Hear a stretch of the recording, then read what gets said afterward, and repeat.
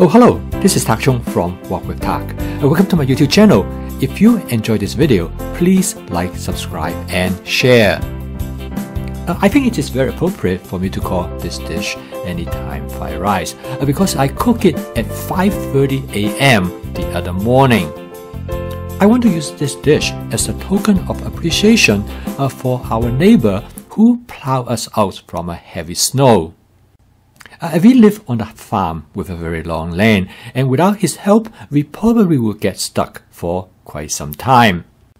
I cook a large batch of fried rice, and I divide it into two. The first half I gave it to this neighbor, and the other half I gave it to my other neighbor. He actually gave me the pork that I use in make this fried rice from the pig that he kept. And the egg came from his grandson who raises chicken. And when I use my fast cooking system with flavor chasing, advanced prepping, stir frying, and template-based cooking, I can make this fried rice in less than 15 minutes. The first thing I got up in the morning, I went into the kitchen and took some ground pork out of the freezer that I have prepped in such a way I can thaw it out in about 10 minutes. Basically, I freeze about 8 ounces of ground pork in a Ziploc sandwich bag in a flat configuration. This will provide maximum surface area that allow it to thaw out very quickly in a bowl of lukewarm water.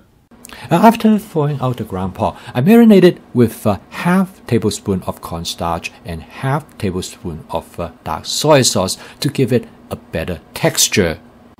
For the vegetable of this dish, I'm going to use about a half cup of frozen edamame. Together, about half cup of frozen sweet corn that will give a nice sweetness to the fried rice. And then I'm going to use about 1/3 cup of frozen vegetables to provide some color to the fried rice. I'm going to use the frozen vegetable directly as it is because by stir frying them in the fried rice, it will be sufficient to warm them up. I'm going to use about 3 cups of cooked rice, which I have had in the refrigerator for probably about 3 days. And the rice is very hot and dry, so to facilitate the process, I'm going to microwave the rice for about 30 seconds. Last but not the least, I'm going to use 6 eggs to cook this fried rice. I'm going to use the eggs come from my neighbor's grandson from the chicken that he raised. This is an example of template-based cooking because I cook this fried rice according to the basic fried rice template that I use for many other fried rice dishes. I have never cooked this fried rice before with these ingredient combinations. However, I know my basic template very well, so I'm making substitutions, and I'm quite certain that this substitution will work out based on my past experiences. There are many wonderful YouTube videos on making fried rice. And my goal is not to supplant them, but to provide an alternative, what I will call everyday cooking. And the goal of my fast cooking system with flavor chasing, advanced prepping, stir frying, and template-based cooking is to make home cooking as part of your everyday routine. In such a way, you can make this fried rice anytime you want with a lot of creativity in making modifications and adjustments to the basic template. Okay, so let's get into the kitchen, and I'm going to show you how to cook this fried rice as well as to explain some of the decisions that I made along the way. To cook this dish, I'm going to start out with about 2 tablespoons of canola oil in my Cuisinart 14-inch stainless steel wok. One viewer recently wrote to me and asked me, is it possible to keep his stainless steel wok clean and spotless all the time? And the answer is a definite yes, as shown in this case. Today in this video, I'm going to give you some tips on how to prevent food from stick and burn to the surface of the wok, as well as clean the wok as you cook, so make the cleaning afterward much simpler. The first thing that you need to do is to make sure you spot season the wok each time before you cook. And I call this method spot seasoning because you season the wok right on the spot. The idea is very simple. Basically, you heat up the wok until it starts to smoke gently, and then you let it to smoke for about 15 seconds. and this is the time when the wok is being seasoned to create a non-stick cooked surface. So to cook this fried rice dish, I need to cook the pork separately in advance. This will allow you to cook the pork to the exact doneness that you want without worrying about that it's just being undercooked. And also by coating the pork with cornstarch, it will create a crispy texture for the pork. This will definitely enhance the culinary experience of eating this fried rice. Coating the pork with cornstarch will create a very light breading, and the end result is that it gives the pork a slight crispy texture. And this will create an interesting contrast with other ingredients in the fried rice. And marinate the pork with the dark soy sauce will provide a saltiness to the pork, as well as give the pork a slight smoke flavor, which often associated with the dark soy sauce. And if you don't have dark soy sauce, you can marinate it with regular soy sauce as well. These are one of the many ways that you can season your pork. And one strategy that I use is that I will season the pork with garlic powder, cumin, and paprika. Whatever strategy that you plan to use, this definitely will add a great deal to the flavor of the fried rice. And by now the pork is done, and I noticed that some of the debris are stuck to the bottom of the wok. And to get rid of this debris, I'm going to use my spot cleaning method, which is by adding a small amount of water over the surface of the burnt material. I'm going to just add enough of water that will help me to dissolve this burnt material so I can scrape it off with my wok spatula. By adding only a very small amount of water, I will prevent from diluting the flavor of the pork. This spot cleaning method works very well. As you can see here, most of the debris has been removed. Okay, now the pork is done. I'm going to set them aside, and now I'm going to cook the fried rice next. And because of the spot cleaning, washing the wok is very easy. It only takes me about 30 seconds. To cook this fried rice dish, I'm going to start out with 3 tablespoons of canola oil. Again, I'm going to spot season the wok, but this time for the spot seasoning process, I'm going to let the oil smoke a little bit longer, somewhere between 20 to 25 seconds, because I want to make sure that the wok has a nice non-stick cooked surface, because I do not want the egg to stick to the bottom of the wok. I'm going to cook this fried rice dish with 6 eggs by cracking them directly into the wok.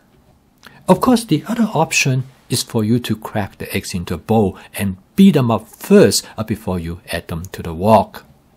There are 2 reasons for me to crack the egg directly into the wok. The primary reason is that it saves time. But the second reason is probably as important, because when I crack the egg directly into wok, I will cook the egg initially as I would fry an egg. As you notice here, the egg white will be fried separately from the egg yolk. And this actually gives very interesting texture to the egg, because the egg white tends to be more crispy.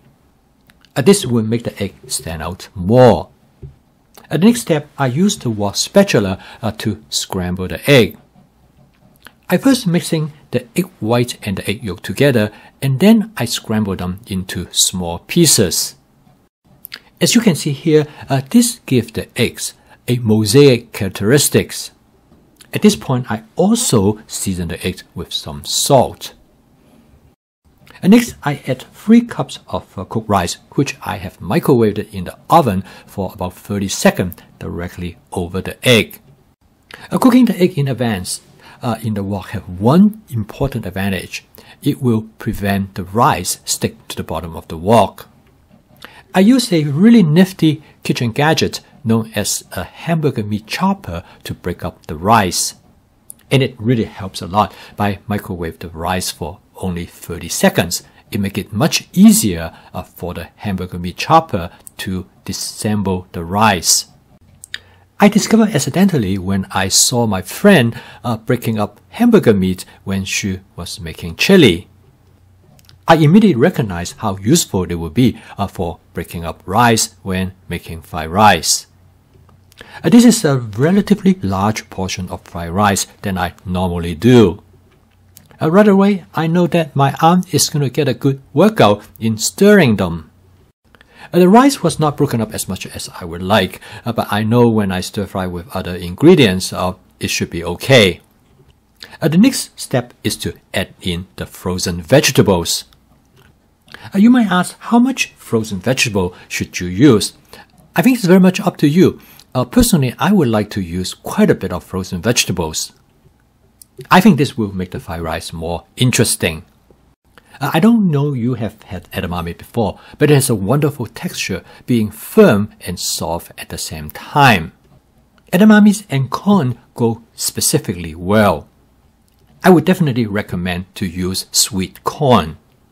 Rather than the regular corn, the sweet corn gives a very nice flavor to the fried rice. The frozen vegetable really did not do too much in regards to either the flavor or texture of the fried rice. But since it has diced carrots in it, it provides some color to the fried rice. I like to give this fried rice dish a strong garlic flavor, so at this point I add 1 tablespoon of minced garlic to the fried rice. This will give the fried rice a nice strong garlic flavor. Now if you don't like garlic, you can omit it. And the final step in cooking this dish is to combine the pork with the fried rice. At this time is when you're going to put in some elbow grease. Not only going to mix in the pork, but also break down the rice further. And this is where the wok spatula becomes very handy. You use the wok spatula to push the rice around, as well as use it as a shovel to turn the rice over. And this is also the time you want to finely balance the amount of heat that you apply to the wok. You want the heat to be strong enough to fry the rice, but not too strong to burn it. Also, you want to stir the rice constantly so that it will not sit at the bottom and get burned. The rice should have already pretty good flavor because it will come from the egg as well as from the pork. At this point, you can do a taste test and decide how you want to fine-tune the flavor. In my case, after the taste test, I decided I'm going to add a little bit of oyster sauce, probably about maybe 1 tablespoon. Or you can add some soy sauce. Sometimes you can add some hot chili pepper flake if you want it to be slightly spicy. So okay, now the dish is done, and the total cook time is about 15 minutes. That is between cooking the pork and then cooking the fried rice. And next, I transfer the fried rice to 2 meal prep containers, one for my neighbor who cleared my driveway and one for my other neighbor. Well, as you can see, why I call this anytime fried rice, because you can cook this fried rice literally anytime you want. And if you would like it to be vegetarian, you can obviously omit the pork completely. Okay, I hope this video helped you to see that how you can make home cooking as part of your daily routine. And using my fast cooking system, you can cook a fried rice like this anytime you want. Thank you for watching. If you enjoyed this video, please subscribe to my YouTube channel. I post a video each day to help you to learn more as well as to adopt my fast cooking system. So keep on cooking. I will see you tomorrow.